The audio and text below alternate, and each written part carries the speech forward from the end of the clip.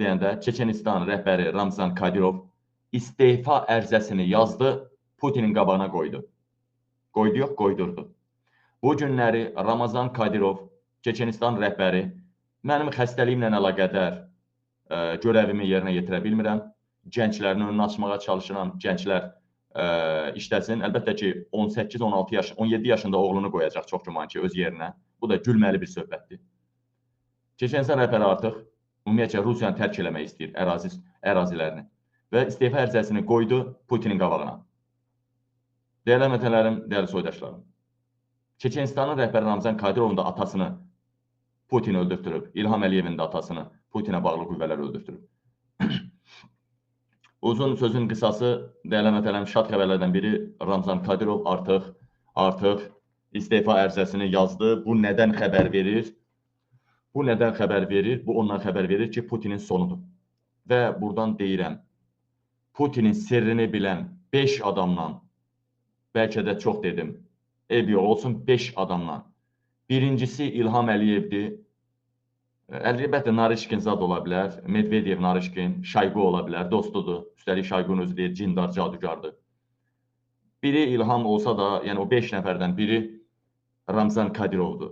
Mən onun yaşadacaqlarına inanmıram. Onun yaşadacaqlarına inanmıram.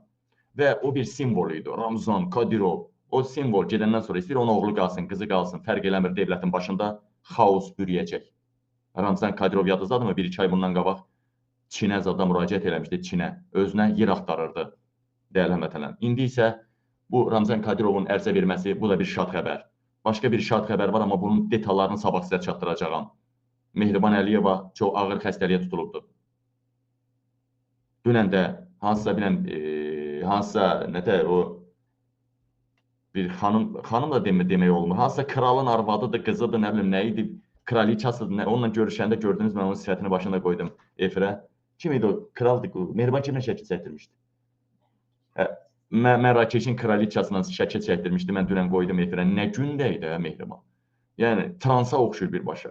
Yəni, Mehriban Əliyeva indi aldığım bir mənbədən, Azərbaycanda içəridən aldığım mənbədən, dəyərli həmvətən, Mehriban Əliyeva ağır ölümcül xəstəliyə tutuldu. Mən əslində belə düşünmürəm. Zaten İlhamın xərçəngi olduğu nələr deyilirdi. Amma ağır ölümcül xəstəlik. Bunlar qaçacaqlar. Qaçandan da sonra 5 ay, 3 aydan sonra bəs ölümcülüymüş, öldü uje, didizdirəcəklər. Sonları gəlib qadan alim. Sonları gəlib, hamısı ölümcül xəstəliyə tutulacaq. İlham Əliyev də bu gün 9 maya getməməsi üçün ağır xəstələndi, güya xəstələndi. Nəysə, gəlin sizə şad-şad, gözəl-gözəl xəbərləri versin.